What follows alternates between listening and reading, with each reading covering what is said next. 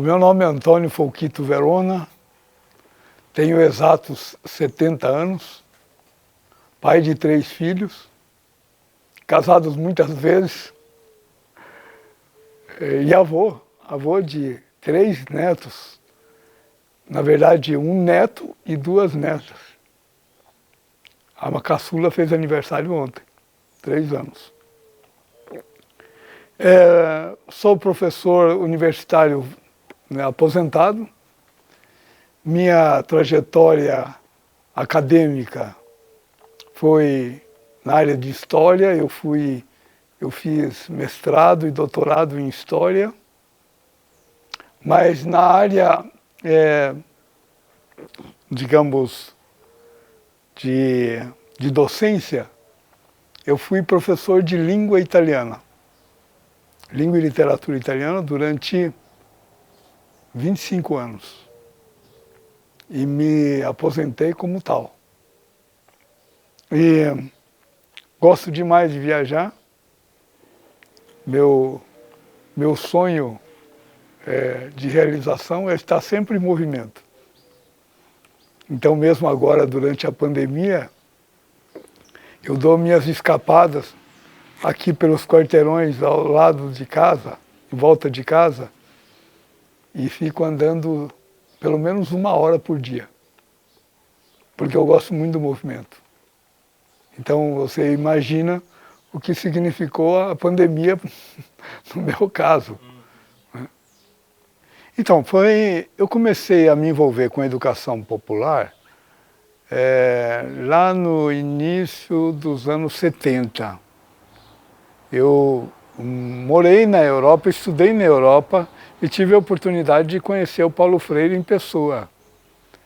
E lendo Paulo Freire, e depois também ouvindo Paulo Freire, eu me entusiasmei muito pela educação popular. E me convenceu de que o caminho da educação era por aí mesmo.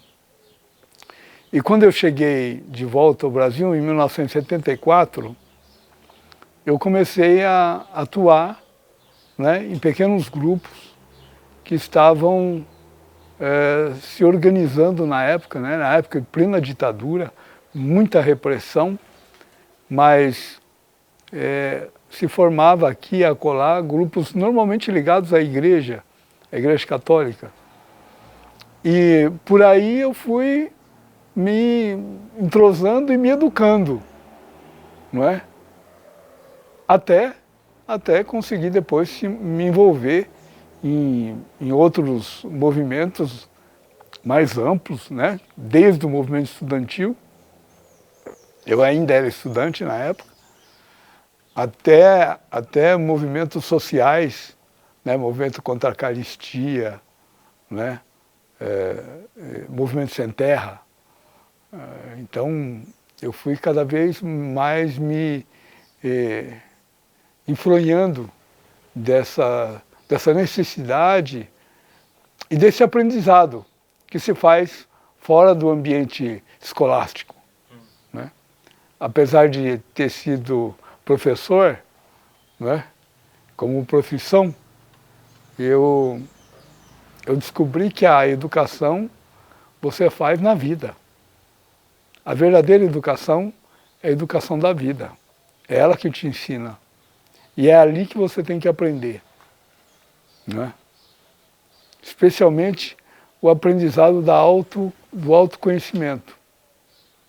Porque você é uma pessoa que vai se carregar até o último dia. Então você precisa se conhecer para poder viver minimamente bem, né? Então foi assim, Rafa. Eu comecei lá nos anos 70 e fui vindo até agora, quando você me conheceu, no evento do EPOTI, né, no evento de Educação Popular e Terapias Integrativas. No início dos anos 2000, eu era secretário de Educação na época, aqui em Lins. E aí tivemos a oportunidade de organizar, a partir da própria secretaria, um evento que se chamava Fórum de Educação Popular. Na época se chamava Fórum de Educação Popular do Oeste Paulista, porque a nossa ideia era agrupar pessoas do Oeste Paulista que tinham envolvimento em atividades educacionais populares, alternativas, né? Era o Frepop, né? E começamos em 2003 e ele foi se estendendo, né? Inicialmente ele era anual e no final ele virou bianual. Então, e esse evento cresceu muito. Ele nasceu com algumas centenas de pessoas e chegou aos milhares de pessoas. A última edição foi em 2016, em Recife.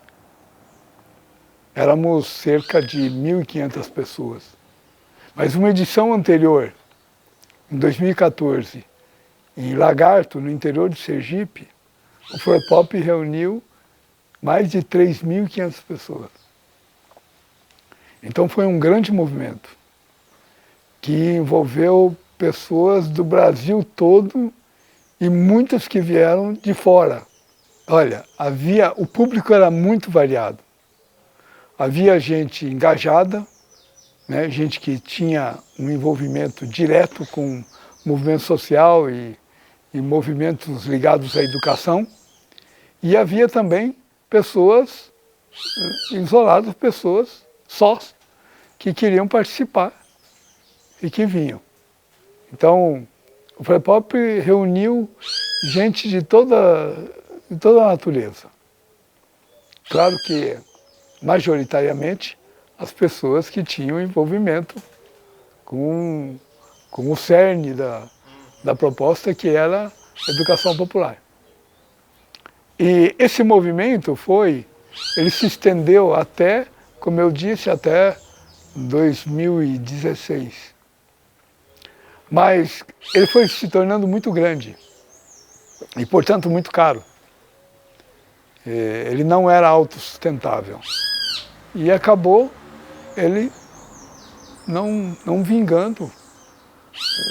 E com isso, nós pensamos em produzir, em criar um outro movimento que não fosse tão caro, que fosse autossustentável, né? E que centrasse as questões a partir das necessidades do corpo. Porque o que nós fomos aprendendo ao longo dos anos é que a educação é centrada, na maneira formal, na maneira tradicional, como se fosse um aprendizado da cabeça. E na realidade, a educação é um processo integral. Ela é um processo que envolve o ser inteiro. E o ser começa com o corpo. Tanto é que nós nos fixamos na Terra através do nosso chakra básico, não é? Sem o nosso chakra básico, nós não temos nem como nos reger, nem como ficar em pé.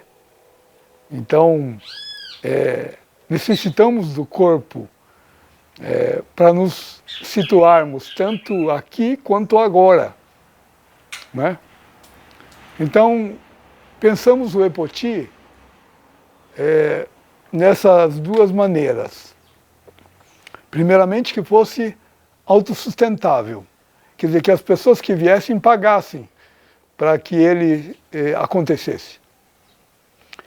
E o segundo, que a nossa perspectiva não era centrar-se sobre a razão, o pensamento, né? A cabeça, mas era cuidar do corpo inteiro, né? Que fosse um evento que tivesse a preocupação de produzir saúde, de produzir harmonia, de produzir bem-estar, né?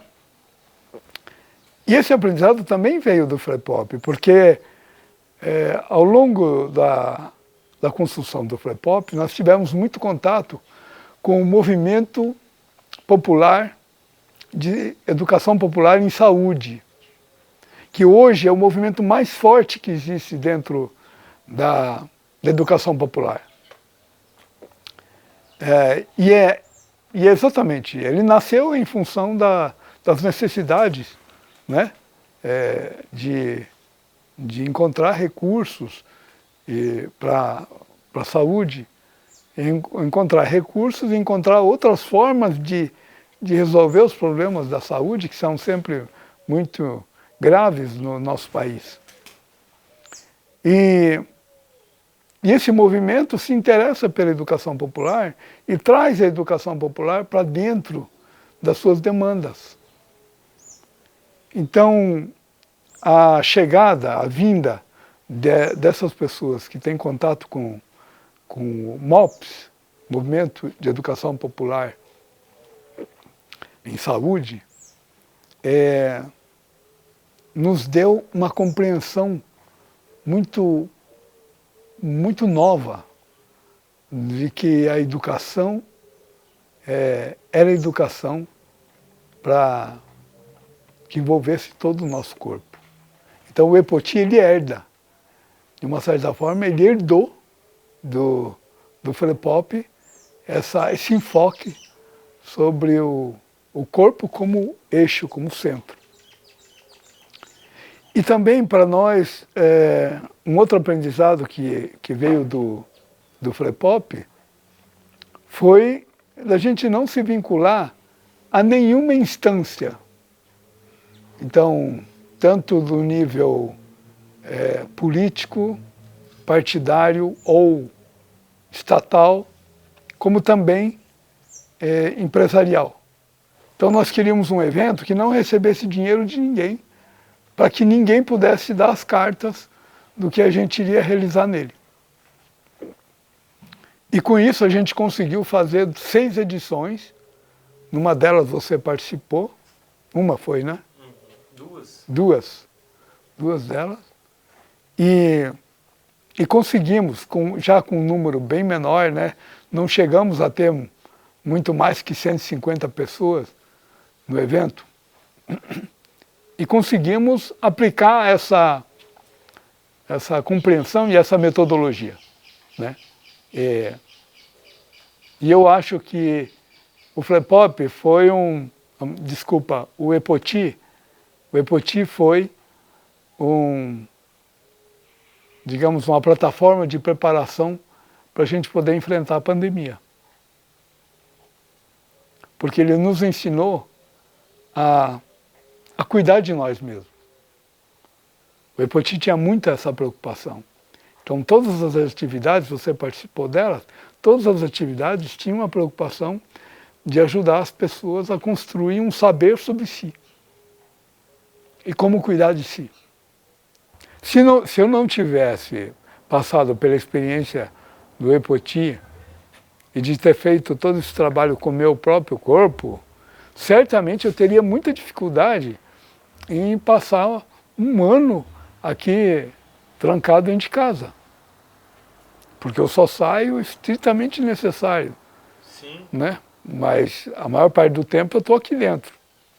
Eu adotei o isolamento como método para sobreviver. Eu acho que um dos grandes aprendizados da vida é que você não aprende de fora para dentro. Você aprende de dentro para fora. Então, o conhecimento já está aí. O que está fora faz é apenas te estimular. Então são estímulos que você recebe que fazem você aprender.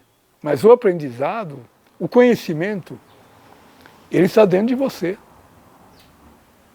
E não só nesta vida, nessas experiências, você traz a constelação familiar, fala isso, que você traz as reminiscências de todo seu grupo familiar, que é extenso, é imenso.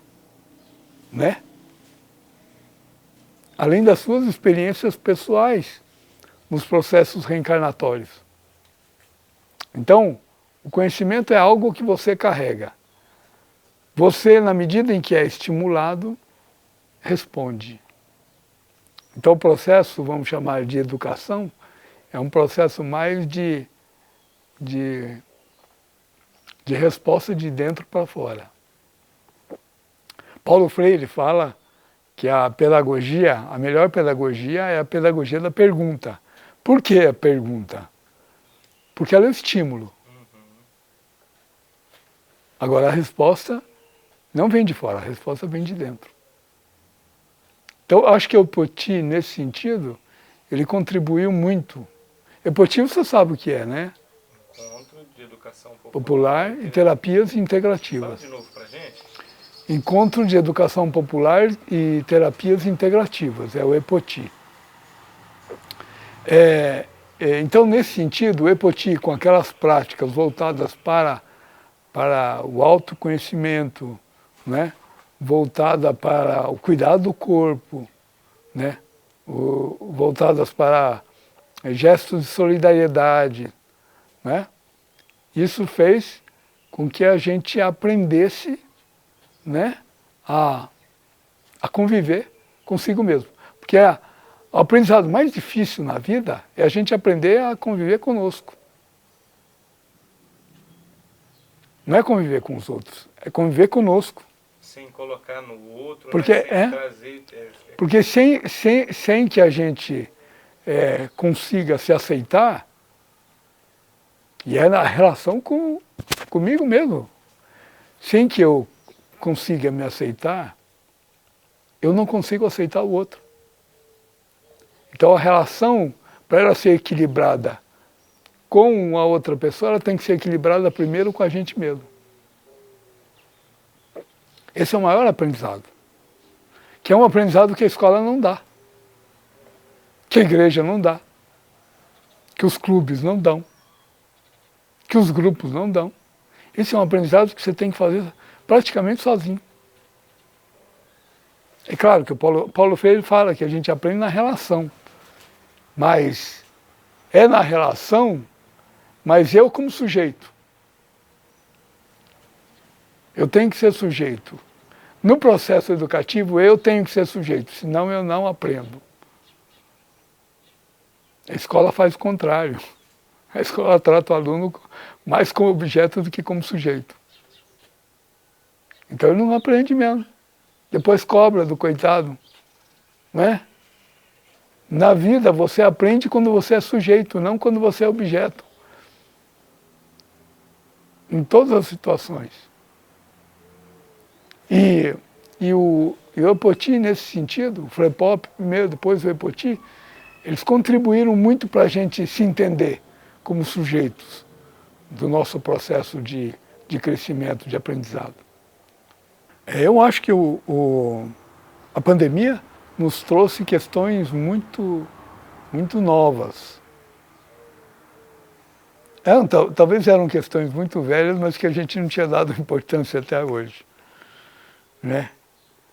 Essa questão do isolamento é a mais forte. Porque a gente aprendeu a conviver com muita gente, principalmente nós brasileiros, nós temos uma cultura que é muito social, que é uma cultura muito de relações. Então, nos países nórdicos, onde há um inverno muito extenso, ou mesmo no sul, né, que tem um inverno muito extenso, as pessoas saem um pouco de casa. Então elas aprendem mais a ficar no seu espaço, né? Nós não, né? Nós temos sol. O sol nos convida para sair, né? Você vê, por exemplo, é muito interessante, nas cidades do Nordeste, por exemplo, não tem jardim na frente de casa. Não tem. Você já reparou? A sala já dá direto para a rua. E antigamente, hoje já se perdeu esse hábito, mas antigamente as pessoas carregavam as cadeiras para frente de casa. Quer dizer, o espaço público virava uma espécie de extensão do espaço privado. No sul da Europa é a mesma coisa. A praça é o centro da cidade e as casas são todas voltadas para a praça. E aí as pessoas tiram as cadeiras de casa e vão sentar na frente da praça.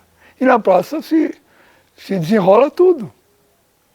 No Nordeste eu achei muito interessante essa proximidade com a cultura europeia. Que no Nordeste é assim. Quer dizer, nós somos voltados para fora. E de repente a pandemia nos colocou um problema inverso. Quanto mais você sai, mais você está arriscado, não a ficar doente. Você está arriscado a perder a vida. Então é uma questão de sobrevivência, não é só uma questão de eu estou melhor, eu estou pior, eu estou acamado. Não é. É morte. Não é uma questão de ficar uma semana deitado, não é calafrio, né? Não é mais. É uma questão vital. E aí você tem que saber responder. Se você não conseguiu construir uma cultura de autorrespeito e auto-amor, porque você precisa se amar, né? Porque respeitar-se significa amar-se. Você tem muita dificuldade em conviver com você mesmo durante 24 horas. Muita dificuldade. Imagina-se conviver com outras pessoas junto. Sem sair de casa, sem poder ir trabalhar, sem poder ir fazer outra atividade, estando lá no mesmo espaço.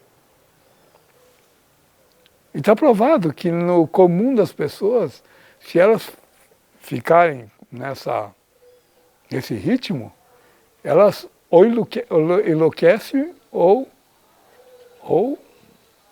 se tornam violentas.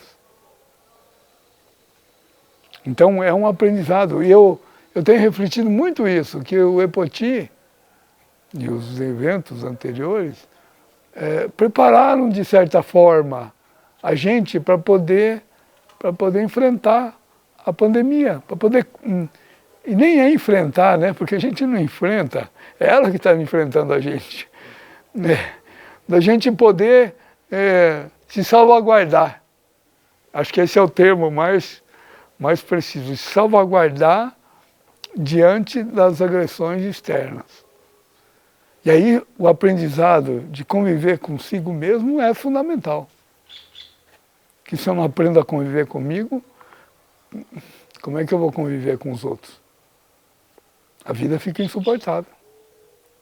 E a tendência, Rafa, é que haja um recrudescimento. Eu tenho acompanhado muito os cientistas aí que debatem esses assuntos e longe da gente estar no fim. Eu sempre gosto de fazer uma associação do que nós estamos vivendo com aquilo que o Salmo 23 diz, né? Que nós estamos atravessando o vale da sombra da morte. E é isso. Aqui em Lins, já mais de 120 famílias perderam pessoas. Isso em um ano, mas agora de janeiro para cá a coisa degringolou totalmente. Quer dizer, nós estamos mesmo num vale da sombra da morte. E eu escrevi esses dias que o vale é escuro. O vale da sombra da morte, ele é muito escuro. Mas ele pode ser iluminado com a nossa luz interior. Então, o aprendizado que nós precisamos ter, e é uma questão, não é uma questão de opção, nós não temos opção não. Não temos opção. Nós temos que aprender a viver nesse momento de restrições, de dor e de luto. E a resposta não vem de fora. A resposta vem de dentro, de nós mesmos. Então, eu acho que a gente tem que contar com a ausência. Tem que aprender a conviver com essa realidade que não é mais dos encontros físicos. Nós vamos ter que ir descobrindo a forma de, como a gente tem feito, né? As lives. Tem muita gente ligada à educação popular hoje que está atuando a partir da mídia, né? Porque o contato pessoal é mortífero. Porque você nunca sabe quem é que vai te trazer a morte. Eu sempre falo que o anjo da morte estava aí. O cavaleiro da morte, né? O cavaleiro do Apocalipse. O cavaleiro amarelo. Ele está aí. Ninguém sabe onde é que ele está. Então não provoque. Né? Eu acho, Rafa, que nós vamos ter que ir refazendo, e reconstruindo, e inventando. Nós temos que inventar mesmo as outras formas que sejam alternativas. Eu acho que o grande aprendizado mesmo é o aprendizado do convívio consigo mesmo. Eu acho que esse é um aprendizado. Que você não vai precisar da presença do outro, da presença física do outro. Mas você vai ter que trabalhar como se o outro estivesse fisicamente aí. Você vai ter a presença virtual. Não é como eu disse, não é uma postura fácil, né? Porque nós não estamos numa cultura do isolamento, nós estamos numa cultura de muitos contatos, né? Tanto é que as pessoas têm muita resistência às raves, às festas aí na zona rural, né? Porque as pessoas não são habituadas a viver de outra maneira. E não sei se elas fazem importância, se elas dão importância pelo fato disso ser fatal. Eu não sei. Mas aqui a polícia já dissolveu várias festas aí no carnaval, final de ano, agora, recentemente. Porque há um movimento, um ímpeto cultural que te empurra para a relação física. E de repente, você está num momento sanitário, que é mais importante, que te pede o isolamento. E os entendidos falam exatamente isso. Que não há saída se não houver isolamento. Não há saída. Todas as vezes que os países relaxaram, a curva ascendeu. A curva do contágio subiu. Então o isolamento é uma prática necessária. Ela não é opcional. Ela não é optativa, ela é necessária. Então a educação popular vai ter que pensar nisso. Talvez um encontro virtual pela mídia. Talvez um encontro assim. Acho que você mesmo chegou a falar comigo, mas outras pessoas também falaram dessa possibilidade. Eu acho que isso é para a humanidade toda. Eu penso assim, que a humanidade toda vai ter que repensar o seu modo de vida. Primeiro, eu acho que a pandemia mostrou uma coisa que eu estava conversando, inclusive, esses dias, com amigos. Por exemplo, o fato de você deixar de ser consumista. Você vai comprar, por exemplo, um sapato novo. Para quê? Na pandemia, o que você vai fazer com um sapato novo?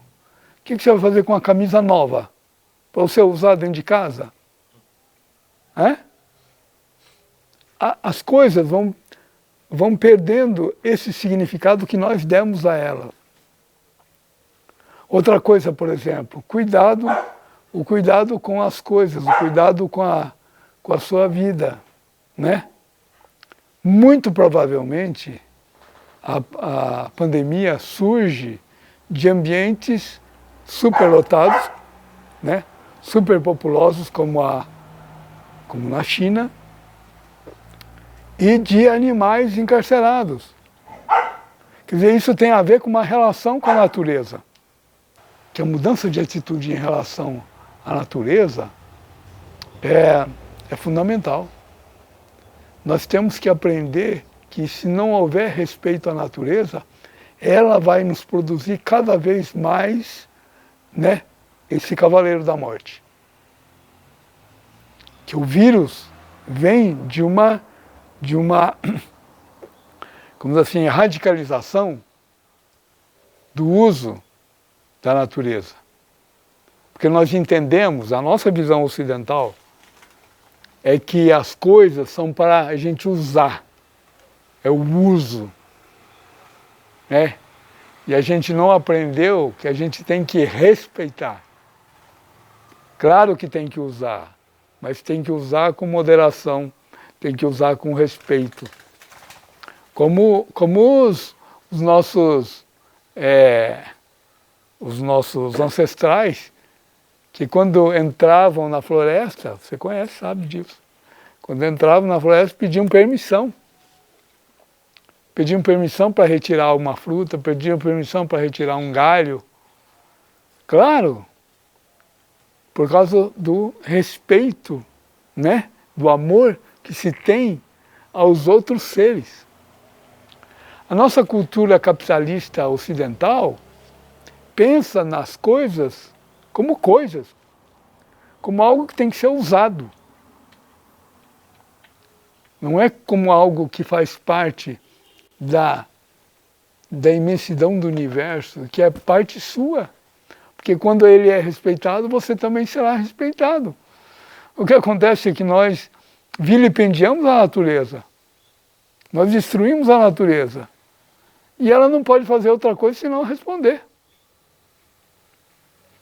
Então, eu acho que a pandemia, nesse sentido, ela nos traz essa questão fortíssima. Temos que mudar a nossa, não só em relação a nós mesmos, não só em relação aos outros, mas nós temos que mudar a nossa relação com a natureza. É um processo educativo. E é um processo educativo que você não precisa ir à escola, você não precisa ir ao grupo, você não precisa ir a um encontro. Você pode aprender em casa. Você reparou, por exemplo, como nós somos capazes de produzir lixo e não pensamos o que esse lixo vai ocorrer? Se ele vai para os mares que estão... Existem ilhas imensas do tamanho da Austrália no Oceano Pacífico de porcaria, de plástico, de matéria não absorvível. Você acha que isso não vai ter retorno para nós um dia? Por sinal, existem duas. Uma no Pacífico e a outra aqui no Atlântico Norte, perto das Antilhas. São imensas ilhas de material plástico, sobretudo. Você acha que isso não vai ter um impacto na vida das pessoas um dia? Já está tendo, né? Porque as baleias que morrem porque engoliram saquinho plástico. Eu acho que é isso, a mudança que a gente faz na relação consigo, na relação com os outros, nos pede também uma mudança fundamental de relação com a natureza, Com as coisas. Com todas as coisas.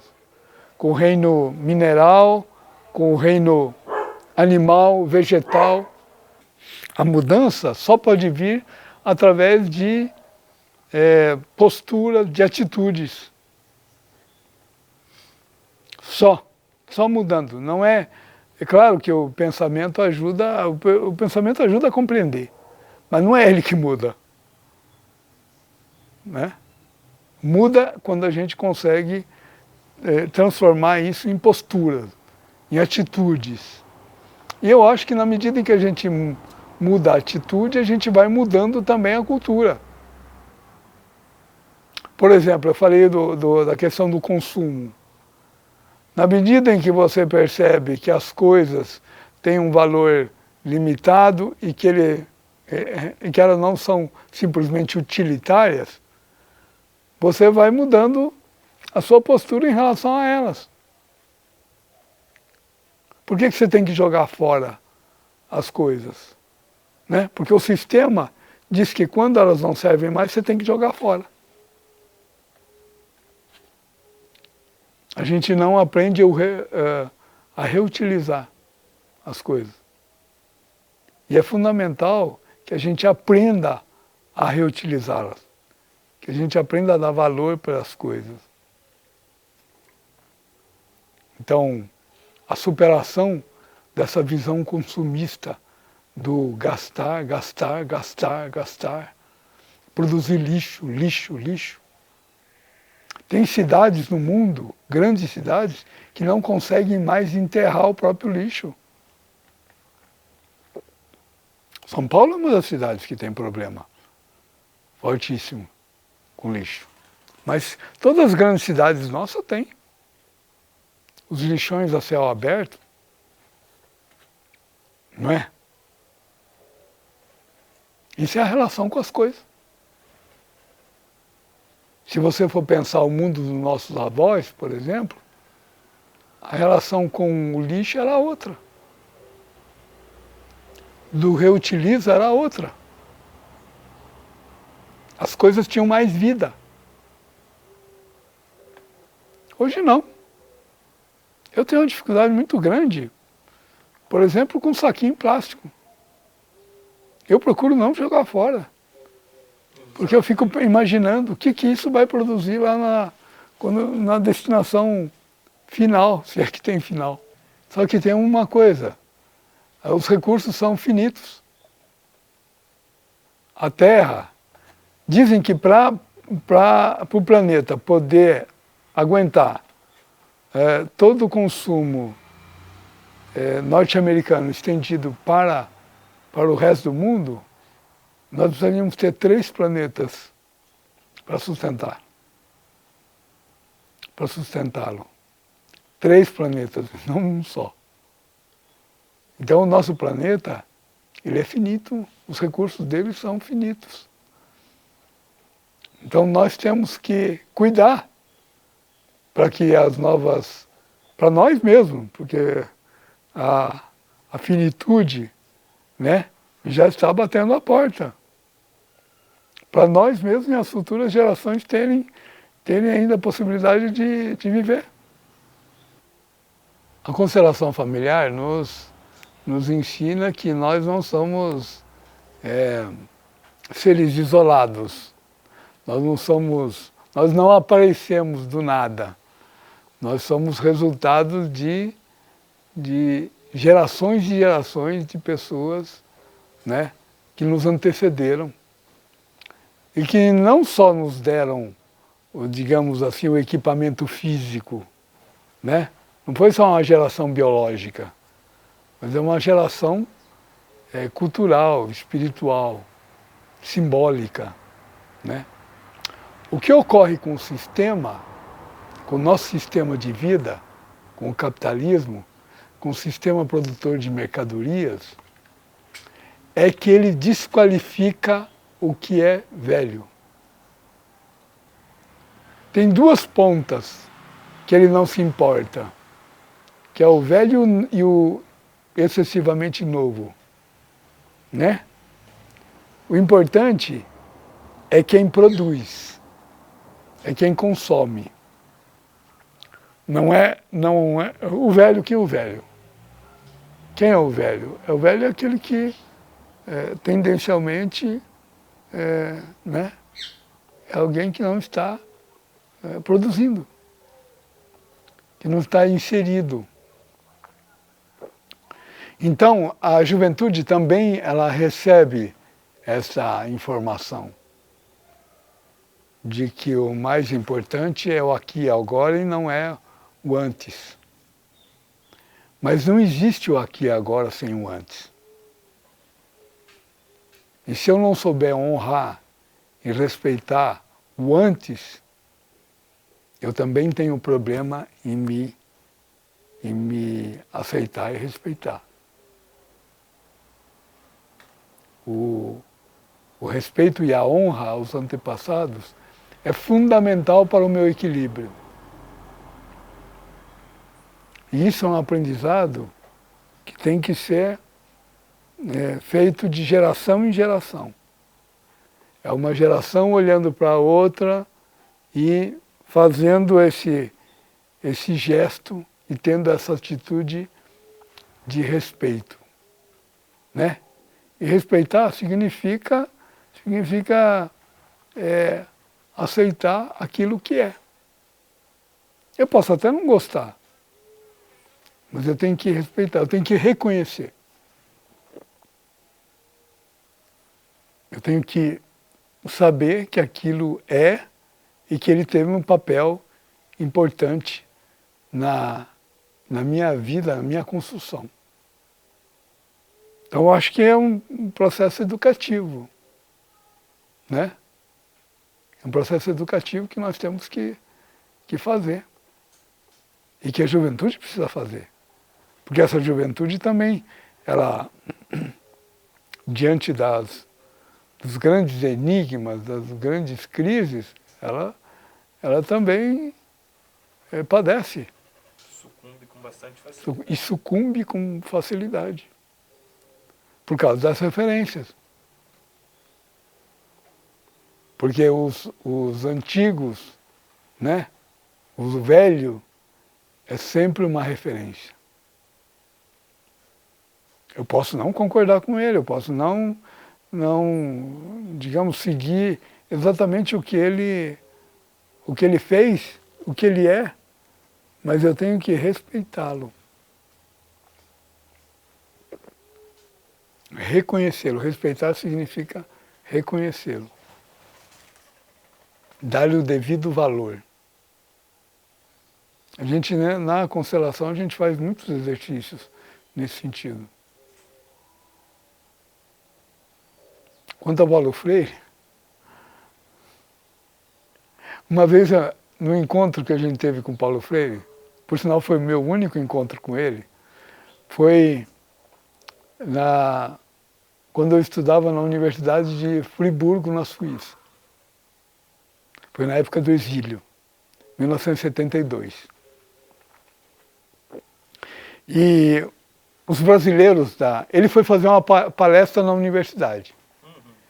E aí os brasileiros, nós éramos um grupo de mais ou menos umas 30 pessoas, de 20 a 30 pessoas na cidade.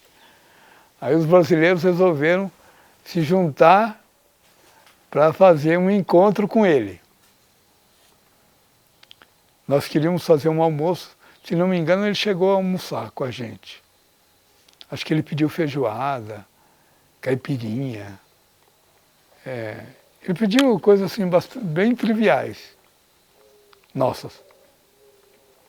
Era um inverno, estava frio pra caramba.